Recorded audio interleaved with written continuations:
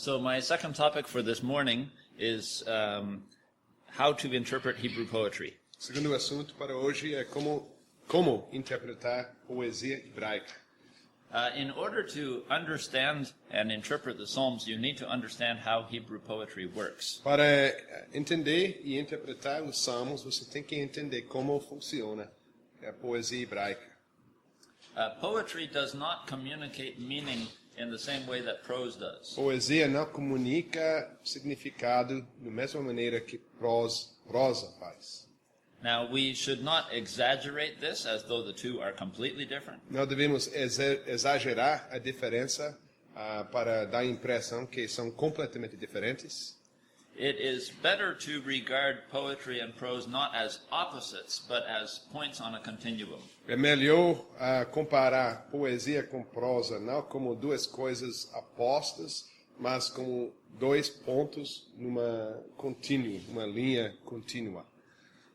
For example, a passage can be prose but has poetic features. Por exemplo, uma passagem pode ser prosa com elementos poéticos. You can also have poetry that is quite prosaic in style. Pode ter também poesia que é muito parecida com prosa no seu estilo. So, for example, in the middle of a prose narrative passage, you can find suddenly a verse of poetry. Então, por exemplo, na narrativa de prosa, é possível achar, de repente, uma linha de poesia. Or you can have a poetic book with poetry that sounds very much like prose. Ou pode ter livro poético com poesia que é bem parecida com prosa. Now, Bible translators like to show the differences between the two. Agora, os tradutores das Bíblias gostam de destacar as diferenças entre prosa e poesia. And they do that by the way that they lay out the passage on the page. Eles fazem isso na maneira de colocar o texto na página, Indenting certain lines, leaving more spaces, and so on. com indentações e deixando mais espaço entre as linhas, So that when etc. you read your translation, you can tell at a glance that this must be poetry. Então, quando você esteja lendo a sua tradução, pode dar rapidamente que, claro, isso é poesia. But it's good to remember that these are editorial decisions. Mas é bom lembrar que essas decisões são decisões dos editores. The oldest manuscripts and most of the manuscripts that we have in Hebrew don't indent or lay out the words of poetry any different than prose. Os manuscritos mais antigos, ou pelo menos os manuscritos hebraicos, a maioria desses que temos, não fazem essas indentações e não mostram a diferença entre prosa e poesia assim. Now, it's also true that Hebrew Bibles will often use this kind of indentation too to separate the prose from the poetry. É claro que também as Bíblias hebraicas, de vez em quando, eles usam esse sistema de indentação e espaço para diferenciar entre prosa e poesia. But again, these Hebrew Bibles do not do that on the basis of the manuscripts, but that is a publisher's decision. Mas, mais uma vez, eles não fazem isso baseado nos manuscritos, mas é uma decisão do publicador. So if all that's true, how can you tell whether a passage is poetry or not? Então, se isso seja verdade, como é que pode distinguir entre poesia ou prosa? Como é que pode ter certeza? There are certain characteristics that poetry has that are different from prose. Existem algumas características de poesia que são diferentes, que se distinguem de prosa. One feature is that the language is quite dense. It says a lot with as few words as possible. Uma característica é que a linguagem é bem densa, fala muito com poucas palavras. Also, the emotions are quite intense. E também as emoções são mais intensivas. It uses vivid imagery. Usa figuras vívidas. As I mentioned last night, Hebrew poetry does not rhyme at the end of the lines the way English poetry Como does. falei ontem à noite, poesia hebraica não termina com uma rima, como vemos na poesia inglesa. But it does often use similar sounding words close to each other. Mas muitas vezes poesia usa palavras que são parecidas em som, e ele usa as palavras ligadas um com o outro. It does not have a consistent meter, but it does often have rhythm. Não tem um metro, acho que é métrica coerente, consistente, mas tem um certo ritmo. So I'd like you to be aware of the kind of stylistic features that you find in poetry. Então eu gostaria que vocês tenham uma noção dos elementos estilísticos de poesia hebraica. It's also good to be able to look at a piece of poetry and identify where those features are found. E também é bom olhar um salmo, um pedaço de poesia e identificar estes elementos. As I mentioned last night, the main feature of Hebrew poetry is parallelism. Como eu falei ontem à noite, o elemento central da poesia hebraica é paralelismo. There are three main types of parallelism. Existem três tipos de paralelismo, três categorias maiores. The first kind is equivalence. O primeiro tipo é equivalência. And this can be found in the form of either an echo, where the first line is the same as the second, Pode achar-se duas formas, a forma de eco, que um está ecoando o outro, como vemos A igual a B, or in the form of a contrast, where the one is different from the other. ou na forma de contraste, no qual uma linha é diferente do que a outra. Let me give a few examples from Psalm 1. Deixe-me dar alguns exemplos de Salmo 1. First, for instance, of an echo where the two parts of the verse mean the same thing. Então, primeiro exemplo, quando as duas partes do versículo significam a mesma coisa, que a segunda linha está ecoando o primeiro. Psalm 1, verse 2. Salmo 1, versículo 2.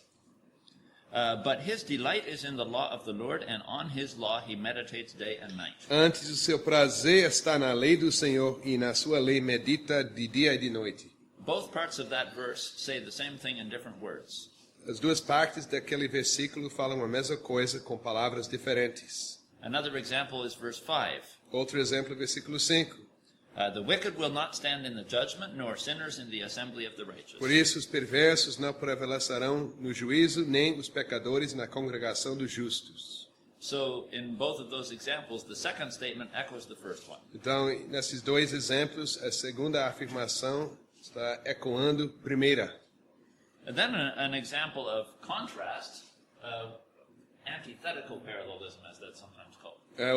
Agora um exemplo de contraste que é chamado de vez em quando paralelismo antitético. Psalm 1, verse 6. Salmo 1, versículo 6. The Lord watches over the way of the righteous, but the way of the wicked will perish. O Senhor conhece o caminho dos justos, mas o caminho dos ímpios perecerá.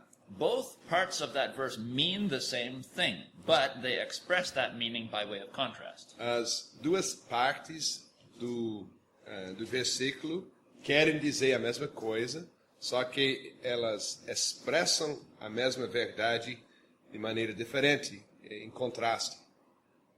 Then the second kind of parallelism is called subordination.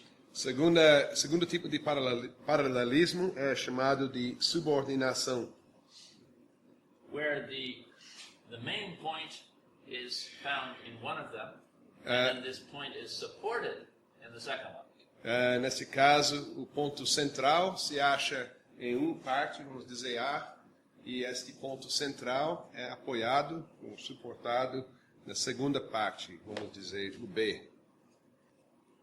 You can find an example of this again in Psalm 1, the verses 5 and 6. Pode achar um exemplo disso em Salmo 1, versículos 5 e 6.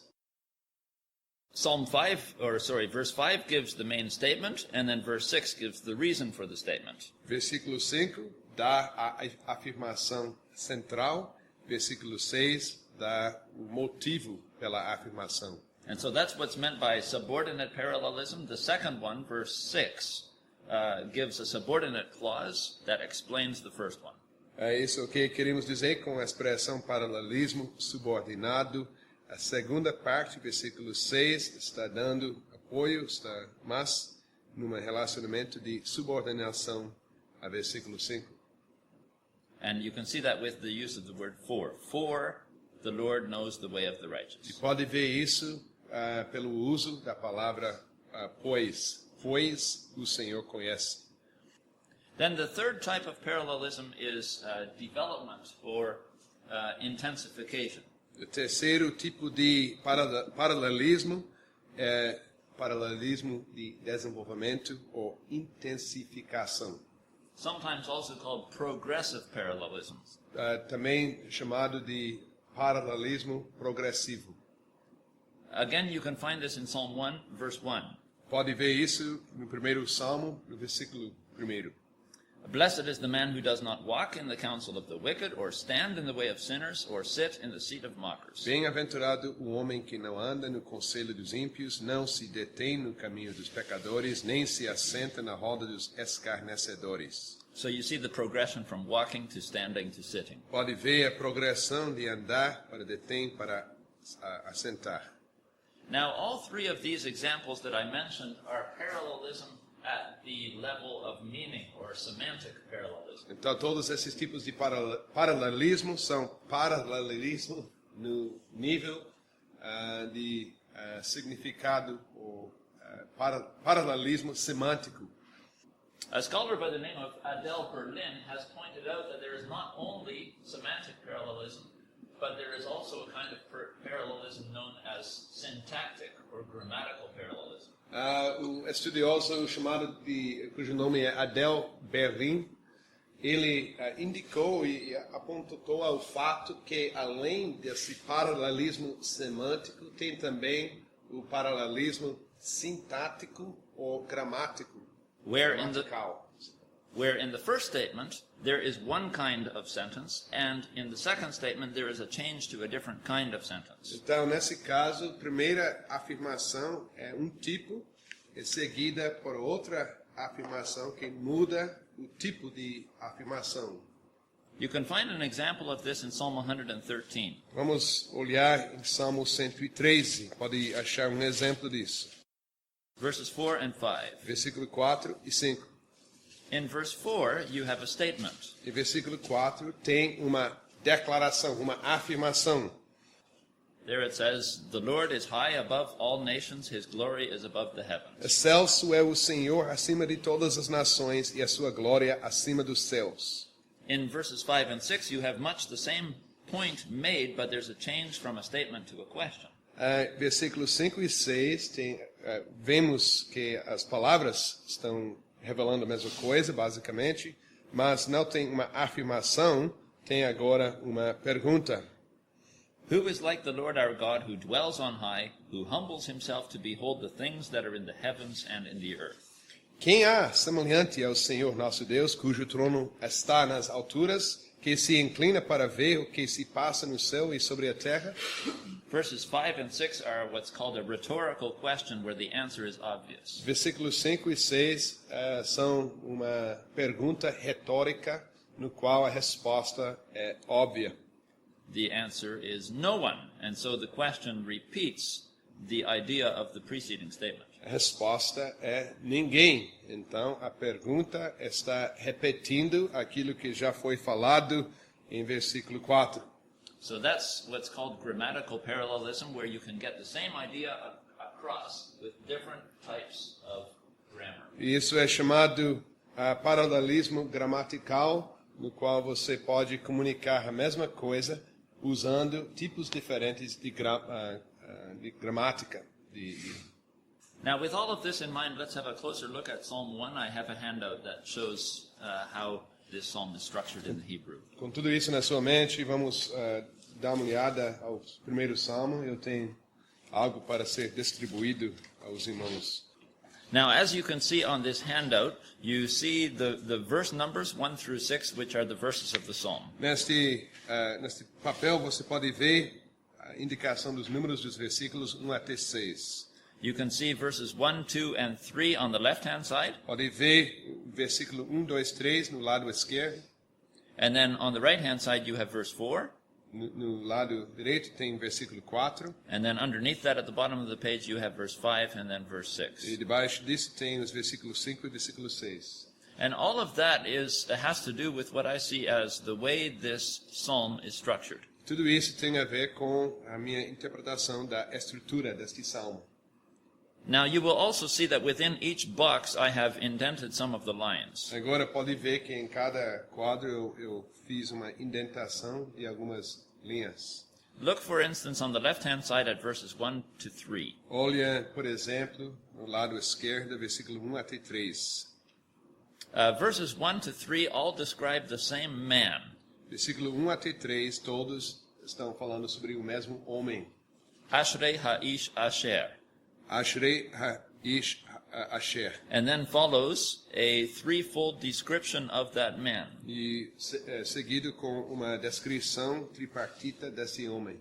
And so I've indented the rest of the verse, or the rest of verses 1 to 3, from that first line. Então eu fiz uma indentação dos versículos 1 até 3 mais para o lado esquerda depois da primeira linha.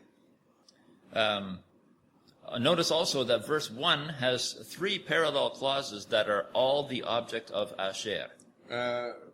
Pode anotar que o primeiro versículo tem 3 afirmações que são todos paralelos e que seguem da palavra Asher. So it says Ashrei Ha'ish Asher, and then follow 3 lines that all have to do with that Ha'ish. Então fala Ashrei Ha'ish Asher e depois seguido com 3 linhas que tem a ver que seguem daquela Asher. And then comes a ki'im that is followed by 2 lines that all refer back to that ki'im. E depois tem ki'im e depois disso tem 2 linhas que seguem daquela ki'im. And similarly with verse 3, that's why I've laid it out as I have. E semelhantemente com o versículo 3, e por isso eu fiz a estrutura assim.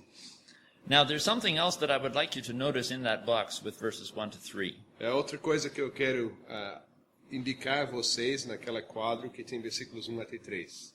In verses 1 to 3, the psalm gives a threefold description of the man. Em versículo 1 até 3, o salmo dá uma descrição tripartita daquele homem. First in verse 1, it describes him by what he does not do. O primeiro versículo descreve o homem pelas coisas que ele não faz. By the company that he does not keep. Pela companhia com qual ele não se associa. Secondly, in verse 2, it describes him by what he does do. Versículo 2 descreve o homem pelas coisas que ele faz. He meditates on God's law. Ele medita na lei do Senhor. And this second description is clearly introduced by ki'im. Essa segunda seção é claramente introduzida com as palavras ki'im. But rather, on the other hand. Antes. And then thirdly, the man is described with a simile or a comparison. E em terceiro lugar, o homem é descrevido com a simile ou uma comparação. He is like a tree planted by streams of water, which... Ele é como árvore plantada junto à corrente de águas que... So this is a very lengthy and detailed description of this man. Isso é uma descrição bem profunda e prolongada do homem. Now, I've called this part a description of the righteous. Eu chamei esta parte a descrição do justo. We know from verse 6 that it is about a righteous man in contrast with the wicked. Sabemos de versículo 6 que o Salmo está falando sobre o homem justo em contraste com o homem ímpio. But notice that he is never actually called righteous in verses 1 to 3. Mas pode anotar que nunca é chamado justo nos primeiros 3 versículos. Instead of giving him a label righteous, the psalmist pictures what he's like. Em vez de dar a este homem o título justo, ele descreve o homem dando uma ideia pictorial. The psalmist describes him from a variety of different angles so that the reader knows very clearly what a righteous person looks like. Ele está descrevendo o homem justo de vários ângulos para mostrar como de várias perspectivas para mostrar claramente a natureza do homem justo. And then notice verse 4, the right-hand column. Agora vamos olhar para o versículo 4, coluna ao lado direito. Here you have the same three structural elements. Agora vemos os três elementos da estrutura, três iguais. First, there is a very clear indication that we are no longer speaking about the righteous. Em primeiro lugar, há uma afirmação que deixa muito claro que não estamos falando mais sobre os justos. And this is done with an emphatic locain, not so. Isso é feito com uma enfático locain, não são. And there is also a shift to the plural, so that the reader could not possibly interpret verse 4 as still referring to the same man of verses 1 to 3. Então tem não são assim, que é muito enfático, e além disso, o autor começou a usar o plural para deixar muito claro que ele não está falando sobre o homem justo, uma mudança. Notice also that verse 4 again has the word ki'im, which runs parallel to verse 2. Anota também que versículo 4 tem aquela ki'im, que é paralelo com o mesmo uso do versículo 2. And the last part of verse 4 again has a comparison or a simile. E na última parte do versículo 4 tem mais uma comparação, o simile. Kamotes, like chaff, corresponding to ka'etz, like a tree. Ok? Kamotes, como a palha, que é comparado com como árvore, em versículo 3. Com roots, eh? Ka'etz. Yeah. And both of those are followed by the relative particle asher. So kamotes asher, ka'etz asher. E as duas comparações são seguidas com a palavra asher. Então tem ka'etz asher, versículo 3, e kamotes asher, versículo 4. Now there's something very interesting when you compare the three elements for the wicked in verse 4 with the three for the righteous in verses 1 to 3. Agora algo muito interessante quando você compara os três elementos da descrição do justo com os três elementos da descrição do ímpio. The interesting thing is that the description for the wicked is much shorter. A coisa interessante é que a descrição dos ímpios é muito mais breve. There's only one verse as opposed to 3. Existe apenas um versículo e não três. As I mentioned, the righteous man is not labeled a righteous man, but he's described by the actions he does not participate in. Como já falei, o homem justo não é chamado homem justo, mas ele chega a esse ponto por mostrar as ações, as atividades que ele faz. He's described by the company that he does not keep. Ele é descrito pela companhia que ele não guarda, com qual ele não se associa. But the wicked do not get a description. Mas os ímpios não recebem a mesma descrição. They are simply given a label, Harushaim, the wicked. Eles só recebem o título Harashaim, os ímpios. That is enough. É suficiente. And also the second element is introduced with ki'im. E também o segundo elemento é introduzido com ki'im. In verse 2, the ki'im is followed by two clauses, so there is some more description there. Versículo 2, esse ki'im é seguido com mais duas linhas, então tem mais descrição. Verse 4 includes the ki'im for the wicked, but does not have any more information. Versículo 4 tem o ki'im também para os ímpios, mas não adiciona mais informação.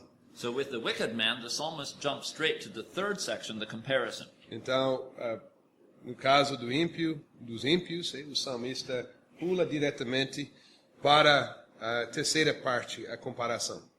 But once again, the description or comparison is much shorter for the wicked man than for the righteous. Mas, mais uma vez, a comparação é muito mais breve no caso do ímpio do que no caso do justo. Now, at this point, you might say that's all very interesting, but so what? Agora você talvez esteja pensando, isso é muito interessante, mas o que ser? Well, the question that we need to consider is this: is there a reason why the psalmist may have done it this way? Agora temos de pensar sobre a pergunta: será que o salmista teve um motivo, uma razão para organizar o salmo assim? Is it possible that the structure was made this way on purpose to reinforce the message of the psalm? Será que a estrutura é assim para reforçar a mensagem do salmo? I'd like to mention two things here. Eu gostaria de dizer duas coisas aqui. First of all, not only does the psalmist compare the wicked with chaff, Em primeiro lugar, não é apenas o salmista não apenas compara o ímpio com palha, but he also treats them like chaff. mas ele também trata os ímpios como a palha. He does not waste any words on the wicked. Ele não desperdiça palavras com os ímpios. He just blows them off. Ele sopra nele, ele dispersa eles como o vento. He dispenses with them in as few words possible. Ele dispersa os ímpios, ele dispensa e não pensa mais sobre eles usando poucas palavras.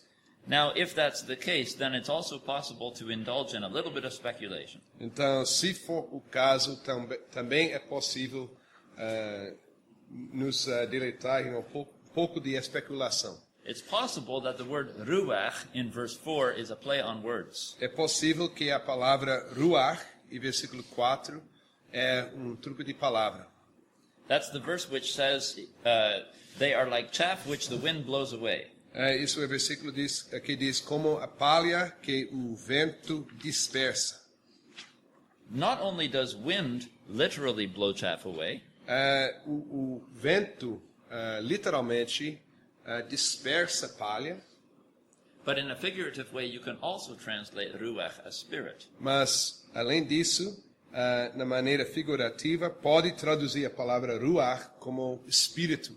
And so the spirit who inspires this psalm also blows the wicked away Mas o espírito que inspirou este salmo também dispersa dos ímpios, by treating the wicked as lightly and briefly as possible. por tratar os ímpios com poucas palavras e brevemente, o mais breve possível, Simply dispensing with them. simplesmente descartando-os. Now, is that a deliberate wordplay? I don't really know. That's a bit speculative. Falar que isso é o truque de palavras deliberado ou determinado ou não é difícil concluir com certeza.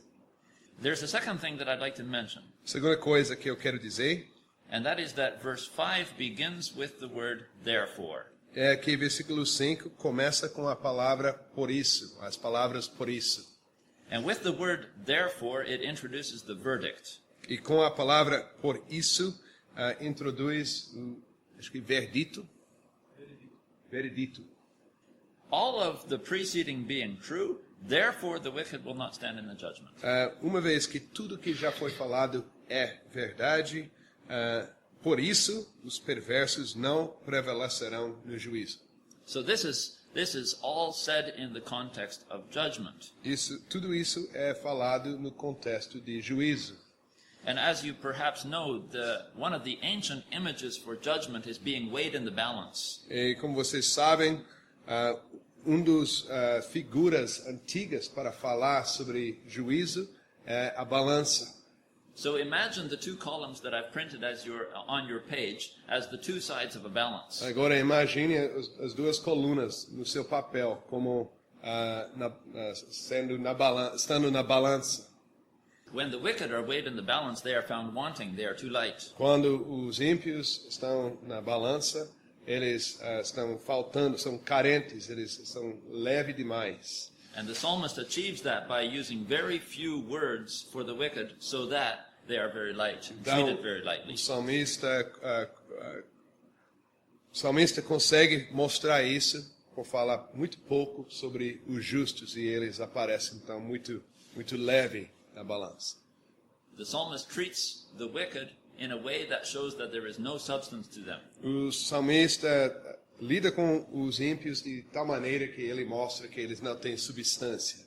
They are weighed in the balance and found wanting. Pesado na balança, eles se manifestam como carentes. So besides the words that are used, also the structure of the psalm contributes to the verdict. Então, além das palavras que são usadas, também a estrutura do salmo contribui ao veredito. And then follows verse 6. E depois chega versículo 6. The Lord knows the way of the righteous. O Senhor conhece o caminho dos justos. And when you think about the verses 1 to 3, you see just how well the Lord knows the E righteous. quando você olha os primeiros 3 versículos, pode ver claramente como Deus conhece bem o caminho dos justos. The Lord shares his knowledge of the righteous with the reader of the O Psalms. Senhor compartilha o seu conhecimento dos justos com o leitor do Salmo. And so by reading this psalm, the reader gets a very detailed knowledge of the righteous as well, the knowledge of the Lord. Então, por ler este Salmo, o leitor pode ganhar um bom conhecimento do homem justo, este conhecimento do Senhor. But the way of the wicked will perish, so don't waste any time getting to know them. Mas o caminho dos ímpios perecerá, então não gaste seu tempo, ou desperdice seu tempo, tentando conhecê-los melhor. And so you see that the medium matches the message. Então pode ver que a mídia combina com a mensagem. And this shows that poetic structure matters. Então isso mostra que a estrutura poética é importante. I would encourage you to try to do this thing when you are studying a psalm. Eu gostaria de encorajar você a tentar fazer a mesma coisa quando estiver estudando um salmo. It's not that difficult to do if you start with the grammar of the Hebrew itself. Não é tão difícil fazer se você começa com a gramática do hebraico. Sim. Take the main sentence of a verse and make that your starting point. Começa com a afirmação central de um versículo e use isso como o seu ponto de partida. And then line up the psalm in such a way that it shows you where the main points are and where the subordinate parallel points are. E depois organiza a linha, a afirmação, para que seja claro onde estão os pontos centrais e os pontos subordinados. And that can help you to see how the author is getting his message across. Isso pode ajudar você a demonstrar como o autor está comunicando a sua mensagem. Try it for yourself first, but then also maybe compare your work with that of other scholars and commentaries. Começa para si mesmo, em primeiro lugar, e depois seria bom comparar seu trabalho com o trabalho dos outros estudiosos, talvez nos comentários. In some psalms, like Psalm 1 that I've just shown, it may work very well. Em alguns salmos, como eu mostrei no primeiro salmo, funciona muito bem. Other psalms you may find are a bit less structured. Outros salmos, você pode ver, são menos estruturados. So in the end, you may not end up with a neat chart the way I've done it with Psalm 1. Então, nesses casos, não vai terminar com uma tabela bem organizada, como eu tenho aqui com o primeiro salmo.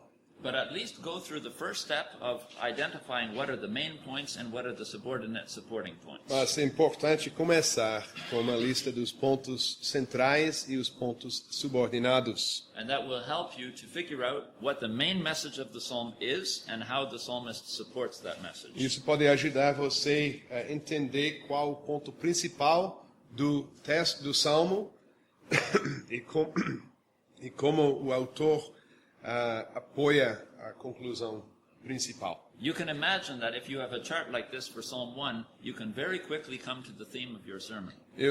Você pode imaginar, com uma tabela como isso, é muito fácil chegar ao tema e os pontos do seu sermão no primeiro salmo.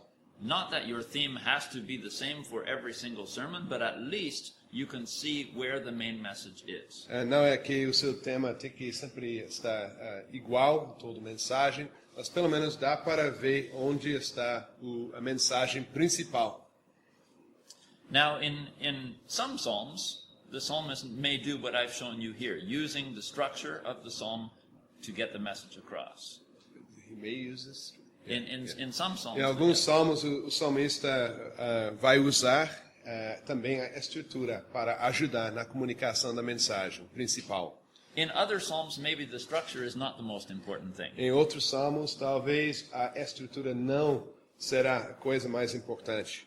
So it's important to look for different things. Então é importante procurar tentar achar coisas diferentes. And so the point that I'm making is that you should not only look at what the psalm says, but how the psalmist says it. O ponto que eu quero enfatizar que é importante olhar o Salmo para ver mais daquilo que ele está dizendo, conteúdo, mas também como ele está comunicando a mensagem. Vai além do conteúdo para olhar a estrutura. There are different things that you can look for. One of them, for example, is a chiasm. Existem coisas diferentes que pode procurar. Uma dessas é quiasmo. A chiasm is a structure of poetry. Chiasm is named after the letter chi in Greek.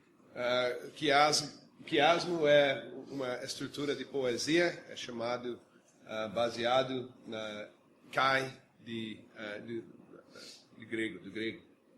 And you see it because it's often structured like this. E pode ver porque a estrutura muitas vezes é igual ao X, aqui. One element that is at the beginning of the text here corresponds with a similar element that's at the end of the text there. Então, elemento que se acha no início do texto aí, corresponde com outro elemento do texto que se acha no final, A. And in the middle of the text, you will find two other elements that correspond with each other. E também no meio do texto vai achar mais dois elementos que se correspondem com o outro. A chiasm can be very small. It can be found in an individual verse. É possível achar um quiasmo bem pequeno num versículo só. A chiasm can also be much bigger, that extends over a longer text. E também o quiasmo pode ser muito maior, que se acha no texto maior. Once when I preached on Psalm 90, I noticed that there is a chiasm that pervades the entire psalm. Uma vez, quando eu preguei sobre o Salmo 90, eu percebi que há quiasmo que se acha em toda parte do Salmo. A chiasm in a longer text means that the main point is found in the middle. O quiasmo no texto maior tem consequência que o ponto principal se acha no meio. And so what happens is that the first verse and the last verse are often parallel to each other. Então, o que acontece? O primeiro versículo e o último versículo são paralelos, muitas vezes. The second and the second last similarly. E também o segundo versículo e o penúltimo versículo, semelhantemente. And so onwards towards the middle. E vamos em frente até chegarmos ao centro. And when you have a structure like this, often you can find the theme in the middle.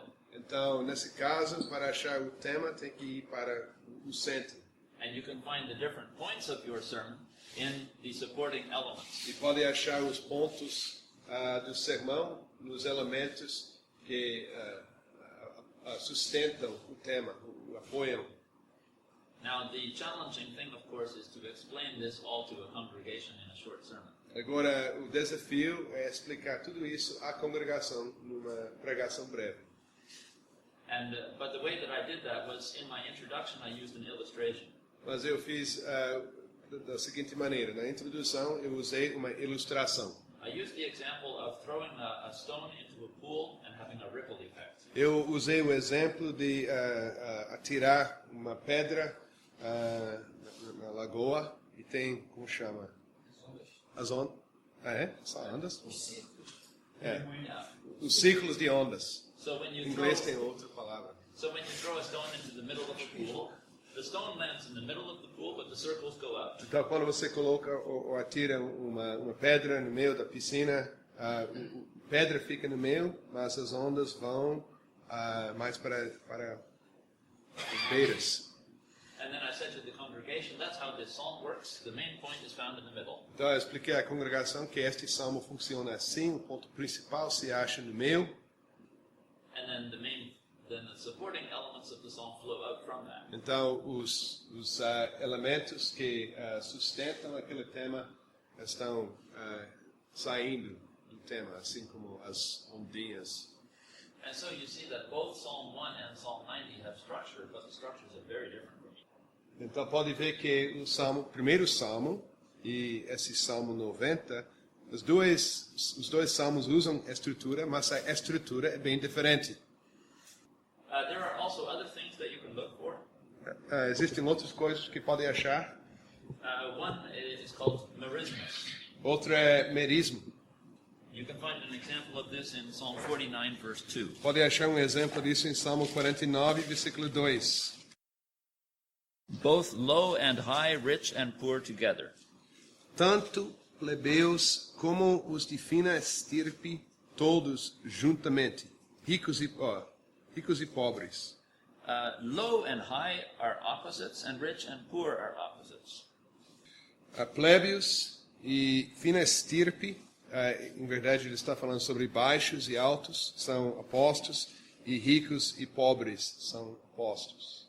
But the point is not only the low and the high, but also everyone in between. Mas o ponto não é apenas os baixos e altos, e os ricos e pobres, mas também todos dentro, todos que se acham dentro desses dois extremos. So it's a way of saying everyone. É maneira de dizer todo mundo. And that's what merismus means. It's the use of opposites to also indicate everything in between. E a palavra merismo significa exatamente isso, o uso de palavras opostas para indicar tudo que está por dentro, recheio. Another example is what's called an inclusio. Outro exemplo é o inclusio. And what an inclusio means is that the text begins and ends with the same thing. Isso quer dizer que o texto começa e termina com a mesma coisa. É inclusio ou inclusio? Look, for example, at Psalm 8. Inclusio mesmo, inclusio. Exemplo, Salmo 8, quando o Salmo começa com uma coisa e termina com a mesma ideia. Salmo 8. The psalm begins and it ends with the same words. O Lord, our Lord, how excellent is your name in all the earth. Salmo 8 começa e termina com as mesmas palavras. Ó Senhor nosso, qual magnífico em toda a terra é o teu nome. And so there, when you study a psalm like that, you have to study how does the psalmist get from the first one to the second one. Então, quando estudar o Salmo assim, como o Salmo 8, você tem que estudar como o salmista chega da primeira afirmação para a última. Then another example is imagery. Outro exemplo é o uso de imagens. Psalm 60, verse 8. Talvez figura. Linguagem figurativa. Salmo 60, versículo 8. Moab is my wash basin, over Edom I will cast my shoe. Moabe, porém, é a minha bacia de lavar, sobre Edom atirarei a minha sandália. Now these are images. They have to do with customs from daily life as it was known in those times. São imagens que têm a ver com costumes que eram comuns naquela época. What does it mean to cast your shoe on something? O que significa atirar a tua sandália sobre alguma coisa. In the Hebrew culture, that was a way of expressing ownership. E na cultura hebraica foi uma maneira de expressar que você é dono de alguma coisa. If you put your shoe on something, then it is under your feet, so it belongs to you. Se você coloca sua sandália sobre alguma coisa, você estava dizendo que pertence a mim. These images may mean different things in different cultures. So in your own culture, you may have to explain that image with something else that fits your culture better. Então, cada cultura tem a sua maneira própria de expressar as ideias. Então, na sua cultura, seria necessário usar talvez outra imagem para dizer a mesma coisa. Then there is also a simile or a comparison. E tem também simile ou uma comparação. We saw a couple of examples of that in Psalm 1, where the righteous is like a tree and the wicked are like chaff. Já vemos alguns exemplos disso no primeiro salmo, que o justo é assim como árvore, o ímpio como a palha. Another example is personification, Outro exemplo é personificação, where something that is not a person is spoken about as though it were a person. Outro exemplo, algo que não é uma pessoa, é descrito como se fosse uma pessoa. For example, in Psalm 49, verse 14, Por exemplo, Salmo 49, versículo 14. their death is compared to a person. It says, like sheep they are laid in the grave, death shall feed on them. Okay, it says it's here. Death is his pastor. Shepherd. Okay, that's good. That's okay. Yeah. Versículo 49, versículo 14, Salmo 49 diz: como ovelhas são postos na sepultura, a morte é o seu pastor. Now, death is in itself, it's the absence of life. It's not a person. Então, morte em si é só a ausência da vida, não é uma pessoa. But death is better explained here by comparing it to a person. Mas a morte é descrita aqui melhor por comparar a morte a uma pessoa. What you are expected to learn from this verse is not that death is a person, but that death behaves in certain ways. Você não tem que aprender, ou não deve aprender disso, que a morte é uma pessoa, mas a morte comporta-se numa certa maneira. And we understand that intuitively, but the point is that the way that you explain it to the congregation and the way that you understand it is to realize that this is personification. E nós entendemos isso de certa maneira, mas para você explicar isso, comunicar isso à igreja claramente. I'll give a few more examples. One is what's called metonymy. Outro exemplo, metonímia. Where you substitute a word or an idea with another word or idea that are close to it. Nesse caso, você substituir uma palavra ou ideia com outra palavra ou ideia que é semelhante. You can find an example in Psalm 23. Pode achar exemplo disso em Salmo 23, where it uses the example of a table. onde usa o exemplo de uma mesa. It says, you prepare a table before me in the presence of my enemies. Versículo 5, preparas-me uma mesa na presença dos meus adversários. Now really, it's not just the physical table that's being prepared, but it's the food that's on the table. Em verdade, não é apenas a mesa que está sendo preparada, mas a comida que está acima da mesa. And we understand that image works very well. E entendemos isso, aquela figura funciona bem até hoje. But another example that's rather striking is found in Psalm 58. Outro exemplo que chama a nossa atenção se acha no Salmo 58. You can see it in verse 7. Pode ver em versículo 7. There, at least in my English translation, it says, he bends his bow. Aqui no versículo 7 diz, desapareçam como águas que se ecoam ao dispararem flechas, fiquem elas embotadas. It says he sends off arrows. Oh, very interesting. Okay. The second part, just make sure I got that Yeah, right. when he bends his bow, let his arrows be as if cut in pieces. What's the first part of it? Oh, yeah, the waters. Okay. Yeah. So he just says here when he sends off arrows, let them be. Now, what's interesting here is that the Hebrew actually combines two elements. É interessante aqui ver que o hebraico, em verdade, combina dois elementos. It actually says in the Hebrew that he bends his arrows. No hebraico, em verdade, fala que ele curva suas flechas. But of course, you don't bend arrows, you bend the bow and you shoot the arrows. Mas em verdade não você não curva as flechas, mas você curva o arco para atirar as flechas. So that's another example of metonymy, where you use a word that's very close to the one that you want. Então é outro exemplo de metonímia, onde você usa uma palavra semelhante à palavra que realmente quer usar, deve usar. If you simply see the statement bend an arrow, it doesn't make very much sense. Ao ver a afirmação curva a flecha, não faz muito sentido. But recognizing that this is a poetic device will help you to understand it. Mas entendendo que isso é uma maneira poética de falar, vai ajudar você a entender.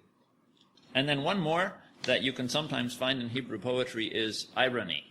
Outra coisa que pode achar na poesia hebraica é ironia. Where you say something in a certain way, but you don't mean it to be taken that way, but you mean it to be taken in a different way. Ironia, você fala alguma coisa de certa maneira, mas você não quer que seja interpretada naquela maneira que falou, mas uma outra maneira. It's often used in a mocking sort of way. É maneira de zombar, ou escarnecer. There are some scholars that have written an awful lot on these kinds of poetic devices. São alguns estudiosos que têm escrito muito sobre estas ferramentas poéticas. One scholar who has done a lot of work on this is a scholar by the name of J.P. Fockelman. Homem que fez muito trabalho nessa área é J.P. Fockelman.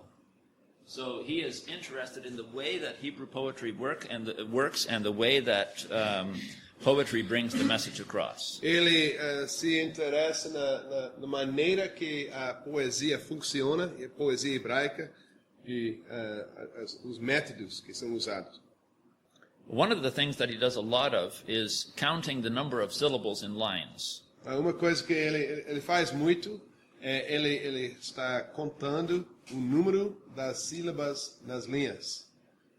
And then he tries to see whether there is something significant about the number of syllables that are found and whether the psalm is deliberately set up that way. E depois ele vai julgar se há alguma coisa de importância no número das sílabas na linha e se tem alguma coisa com a mensagem do salmo.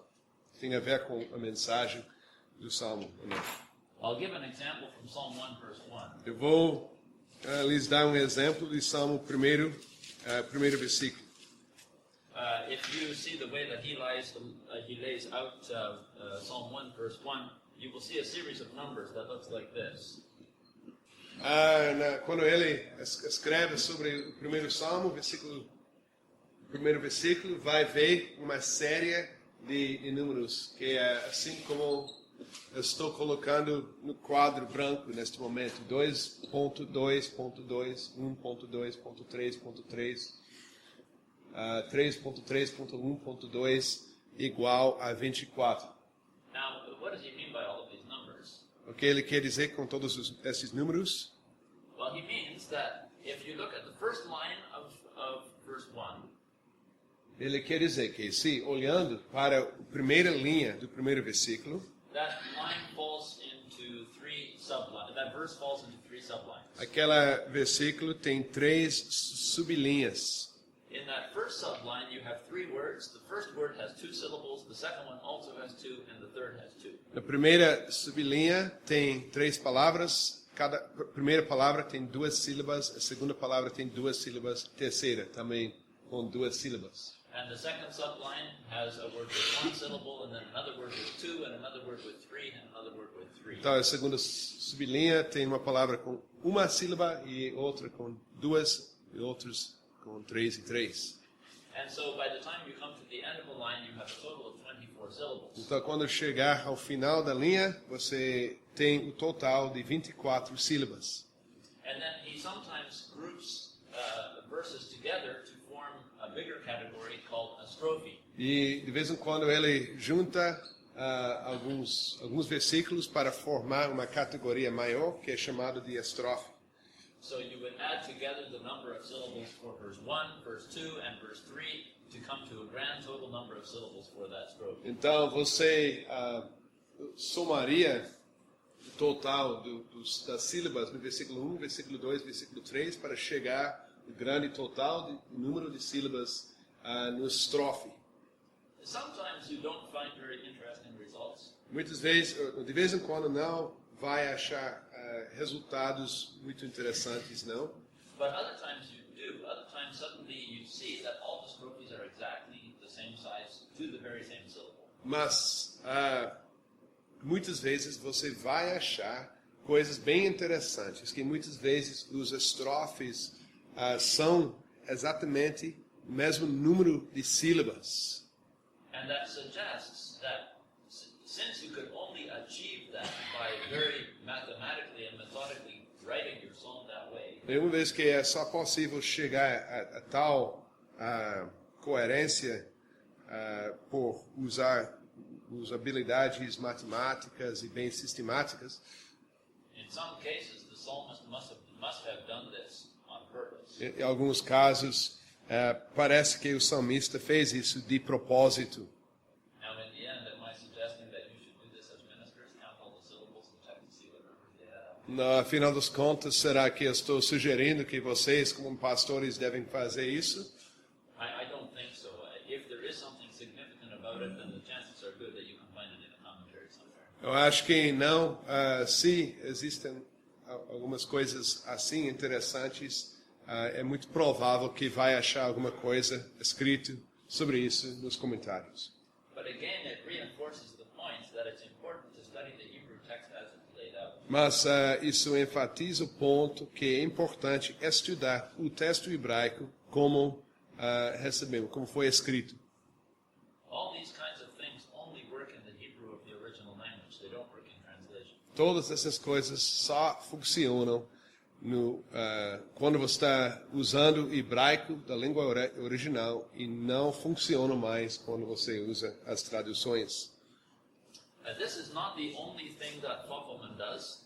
Isso não é a única coisa que Fockelman está fazendo. It is only his starting point. É apenas o ponto de partida do seu trabalho. So he suggests that the way to study a psalm is to take an approach from small to big and then back to small again. Ele sugere que a melhor maneira de tratar os salmos é começar com os detalhes pequenos, vai para os temas maiores e daí voltar mais uma vez aos detalhes pequenos. So when you read the psalm in the Hebrew, the first step that you take is that you pay attention to the letters that are used in a verse. Então, a primeira coisa que você deve anotar são as letras que estão sendo usadas no versículo. Do you see a repetition of letters or sounds? Você está vendo uma repetição de letras ou sons? Sometimes you do. Let me see. Yes, if you look at verse 1 of Psalm 1, De vez em quando você pode ver isso. Deixa-me ver. Sim, versículo 1 do primeiro salmo. then you see in the Hebrew, it says, Ashrei ha'ish asher lo halak. And then follow 3 beits. Ba'atzat rishaim, b'derech chataim, b'moshav leitzim. Vocês seguiram isso que ele falou em hebraico? Ok. So you have the repetition of the same kinds of sounds. Então tem uma repetição dos mesmos sons. And sometimes, and in that particular case, it's the same word that's being repeated, but sometimes different words that start with the same letter are found very close to each other. Então, nesse caso, tem a mesma palavra usada, mas outras vezes tem palavras diferentes que começam com um som semelhante. And this is called the poetic device of alliteration. Isso é chamado o elemento, a ferramenta poética de aliteração. Often good public speakers or good writers will use this in modern languages as well as a stylistic kind of feature. Então, é um elemento retórica que é também retórico que hoje em dia também é bem usado entre os palestrantes bem conhecidos e famosos. The next step that Fockelman does after the letters is he looks at the syllables, which is the next biggest division of the word. Depois de olhar as letras, as letras em si, ele começa a estudar as sílabas, que é a próxima passo, próximo tamanho. And there you can look not just at how many syllables there are, but you can also check whether there are similar sounds. Agora, não é só contar as sílabas, mas também comparar os sons das sílabas. The next step is to look at the words that are used. Terceiro passo, avaliar as palavras que estão sendo usadas. Here you can check whether the same word is repeated at different places. Agora pode anotar se a mesma palavra é repetida em outros lugares no Salmo. Because sometimes there is something thematic or structural in the way that a word is repeated. Porque de vez em quando há algo temático ou que tem a ver com a estrutura no uso das palavras, na repetição de uma palavra. We saw that in Psalm 1 with the repetition of ki'im in verse 2 and verse 4. Já vimos exemplo disso no primeiro Salmo, com a repetição de Ki'im, versículo 2 e versículo 4. And then, after that, you can look at the phrases that are used. Depois disso, pode dar uma olhada às frases que estão sendo usadas. And then, after that, you look at the lines, then you look at the verses, then you look at the strophes. E depois olha para as linhas, e depois, lines. Lines, verses, Okay. strophes. as linhas, os versículos e finalmente os estrofes. And in all of this, you are studying the texture of the psalm. How does it feel? Em tudo isso você está estudando a textura do salmo, como se sente, como se sente. The larger units have to do with the way the whole poem is put together, the stanzas, the sections, and the poem as a whole. As unidades maiores têm mais a ver com a estrutura maior do salmo, os estrofes, estanzas. Estanza? Não? Acho que é só estrofe mesmo que usa. Now that sounds like a lot of work, but really this does not have to take all that long. Parece que vai gastar muito tempo, mas em verdade não tem que gastar muito tempo neste trabalho, não. But what I am trying to do is open your eyes to more than one reason for doing it. Agora eu quero abrir seus olhos para que possam ver mais do que um motivo, mais do que uma razão, saber bem o seu hebraico. The purpose of studying Hebrew is not just to come up with the best translation. O propósito de estudar hebraico não é apenas achar a melhor tradução. Because the choice of words is not just word by word, the way we do our translation. Porque a escolha das palavras não é apenas palavra por palavra, como fazemos as nossas traduções.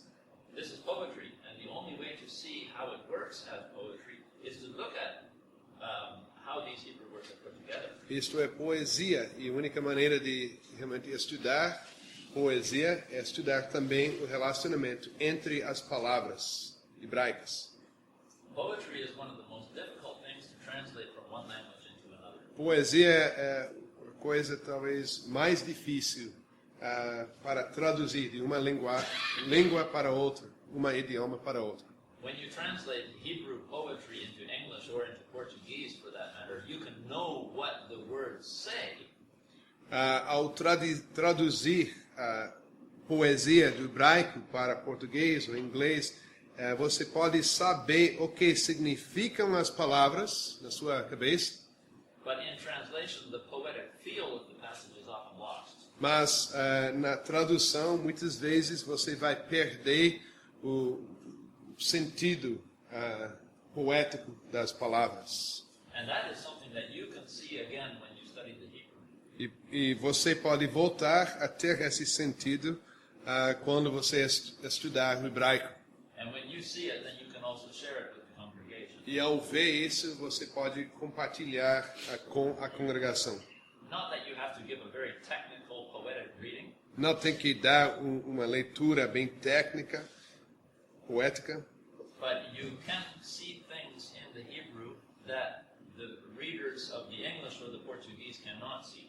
mas você pode ver no hebraico coisas que o leitor do inglês ou do português não pode ver só lendo a tradução. And because the poetic features contribute to the message, E uma vez que os elementos poéticos contribuem à mensagem, studying the poetic features can help you to understand the depth of the message better. quando você estudar os elementos poéticos, você também pode entender melhor a profundidade da mensagem.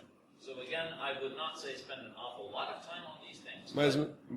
Mais uma vez, eu não diria que tem que gastar muito tempo demais nestes elementos, But do spend some time on it because it will help you to understand not just what it says, but how it's saying. mas é importante estudar esses elementos porque vão ajudar você a entender não apenas o conteúdo, o que está sendo comunicado, mas também como está sendo comunicado.